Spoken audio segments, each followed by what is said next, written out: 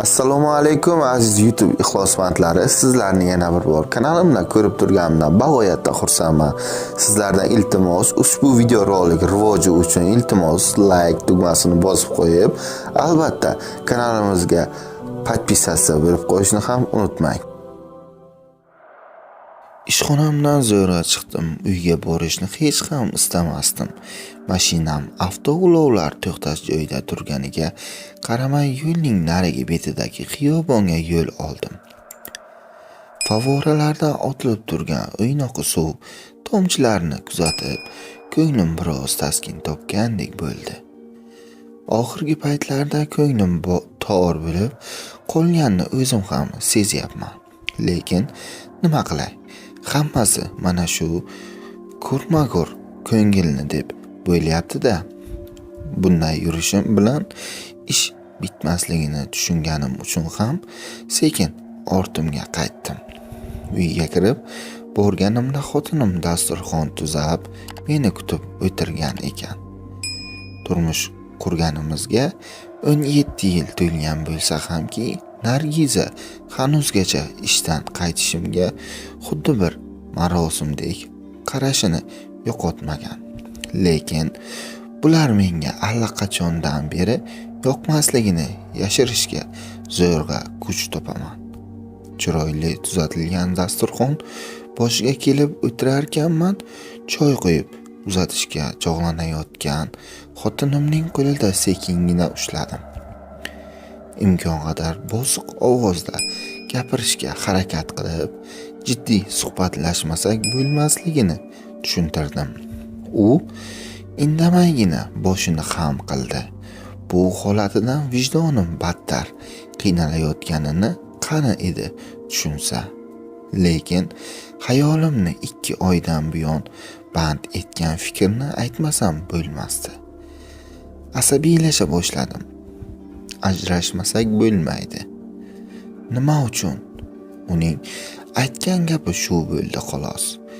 Men javob berishdan qochib o'rnimdan turdim. O'sha kuni ikkimizdan boshqa sado chiqmadi. O'tgan yillarga nazar solsam, Nargizaning biron yomon ish qilgani yoki menga qarshi bosh ko'targanini eslolmayman. Ota-onamni, opa-ukalarimni hurmat qiladi. Boshqa kelinlarga bitta qaynona bo'lsa, mening xotinim 2 qaynonali kelin edi. Bir kuni momom, Ilyos mening katta nabiram, sening esa hali yana 3 ta o'g'ling bor. Kuyovim bilan maslahatlashib ko'r.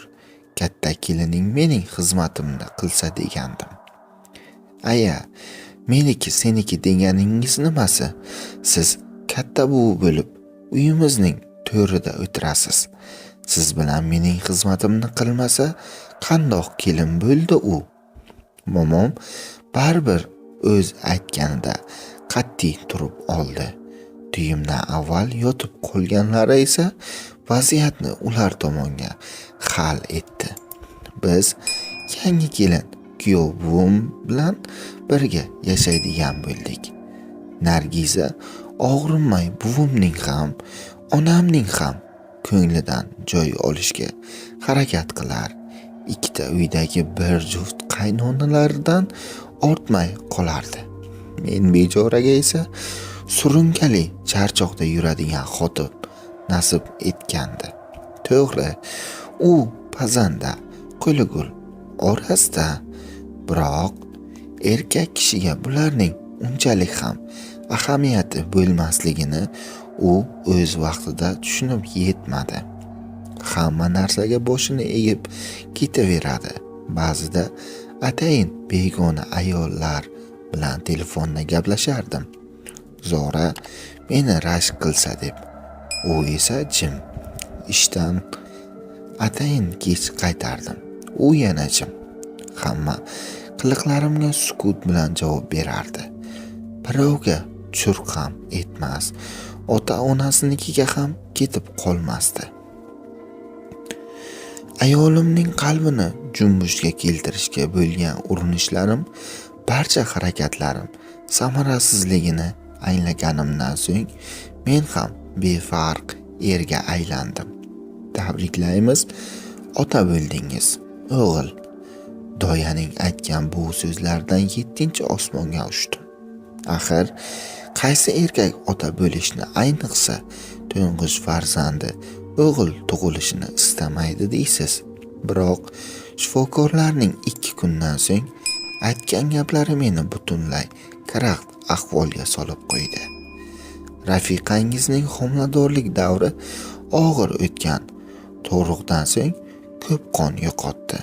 Afsuski, bachadonni olib tashlashga majburmiz. Amaliyotni bajarmasak, ayolingizning ahvoli o'nglanmay qolishi mumkin. Rozimisiz? Hayot-mamot masalasini ota-onam hal etishdi. Nargiza tirik qolsa bas. Asosiysi, bag'ringizda bitta bo'lsa ham farzandingiz bor. Endi ikkovini ham asrab avaylaysan. O'shanda bu men uchun katta vazifa ekanini anglamabman.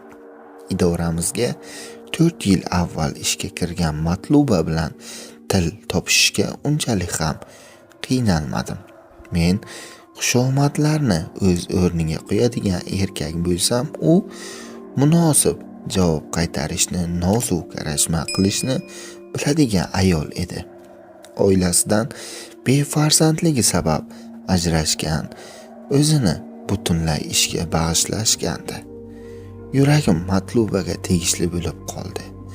To'g'risi, xotinimga qiyo boqishni ham istamasligimni tushunardim. Oilam shunchaki majburiyat sifatida qaray boshlagandim. O'zimning ham vijdonim ba'zida qiynalardi. Xotinimga esa faqat rahmim kelardi. Ertasi kuni ishdan imkon qadar kech qaytdim. Nargiza dasturxon bezatib qo'yib, o'g'limiz bilan birga o'tirgan ekan. Ikkov bilan ham hol ahvol so'rashgandek bo'lib, kechki ovqatni yemay yotoqxonaga kirib ketdim. Juda charchagandim. Bugun Matluba bilan vaqtimiz choq o'tgani o'ylab uyquga yotdim. Tongda ko'zimni ochishim bilan xotinim yonimda menga tikilib o'tirganini ko'rdim. O'sha vaqtda u ajrashish uchun shartlari borligini aytdi. Mendan hech narsa istamasligini, faqatgina ajrashishimizni 1 oy ortga surishimizni so'radi. Buning sababini ham oddiygina qilib tushuntirdi. Yakka yagona o'g'limiz bu yil maktabni bitiradi. Kollejga o'qishga kirishi kerak. Bitiruv imtihonlariga 10 kun qolgan bo'lsa, kirish imtihonlariga ham uncha ko'p vaqt qolmagan. Farzandimiz bizning ajrashuv marosimlarimizga aralashmasligi va fikri bo'linmasligini istaydi.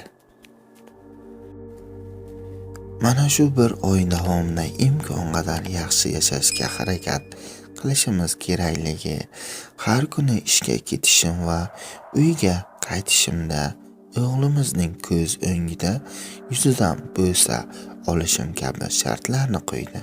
Uning qaroriga hech jahlim chiqmadi, balki ajrimning 1 oyga ortga surilishi menga ham qulay edi. Faqatgina so'nggi shartini eshitib Nargizaning es-hushi joyidamikan deb o'ylab qoldim. Nima bo'lganida ham asosiysi ajrashishga rozi bo'lganiga shukr qildim.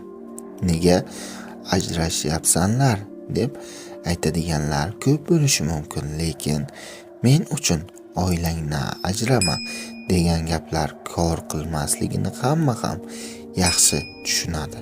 Bu tomondan ko'nglim xotirjam yashayotgan uyimizni ham o'g'limning nomiga xatlab ketaman. Insofsiz ota degan nom olishni istamayman.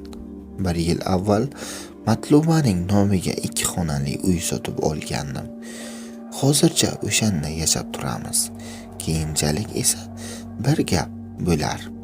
Nargiza bilan anchadan buyon yaqin emasdik. Shuning uchun bo'lsa kerak belgilangan oyning birinchi kunida uning yuzidan bo'sa olishga menga anchagina erish tuyulardi. O'g'limiz xandon otib kulib yubordi. Bundan qanday ahvolga tushganimni tasavvur qilavering. Bora-bora uning ko'zlari bu ishimizga o'rgandimi, bilmadim. Dada, oyimdan bo'sa olishni unutdingiz deydigan bo'ldi. Bir oyning ikkinchi haftasi ham ortda qoldi. Yaqinda men ozod qushga aylanaman. Ammo o'tgan vaqt ichida oilaviy hayotimiz naqadar sokinligiga amin bo'ldim. Oilamdan ortib, kasbimga ko'pgina yutuqlarga erishishimga shu sokinlik, xotirjamlik sabab emasmikin degan o'y paydo bo'ldi. So'nggi kunda Nargizaning yuzidan bo'sa olar ekanman, qimirlashga ham majolim yo'qligini sezdim.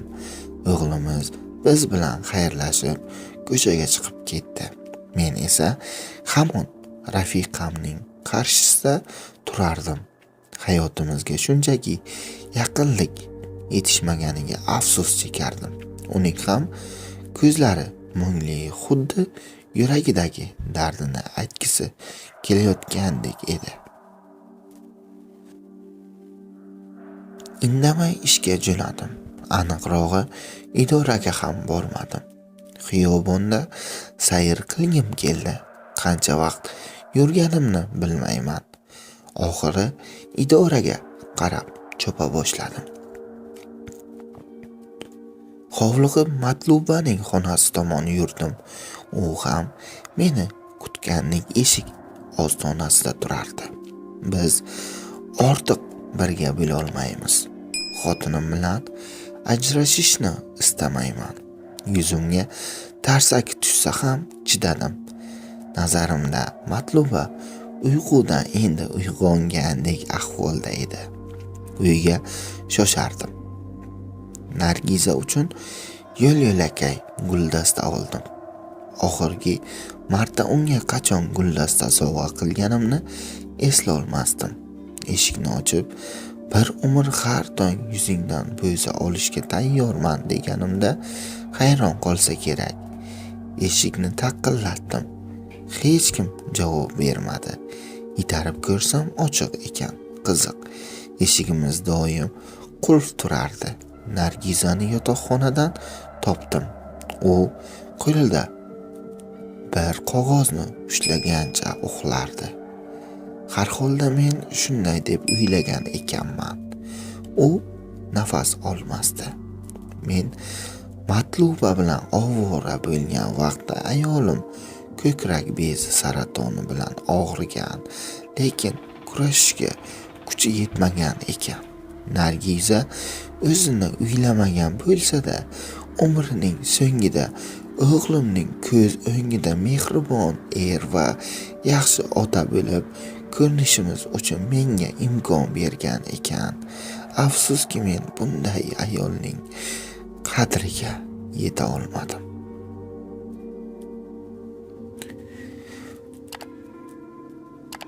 Bilmayin bosdim tikanni, tortadurman jabrini. O'zingiznikini asrab avaylang. Azizlarim, seving va seviling. Alloh qalb ko'zingizni ko'r bo'lishidan saqlasin. E'tiborlaringiz uchun rahmat. Albatta ushbu video roligimiz sizlarga yoqqan bo'lsa, bir dona like va kanalimizga obuna bo'lib qo'ying. Keyingi video roliklarda ko'rishguncha do'stlar.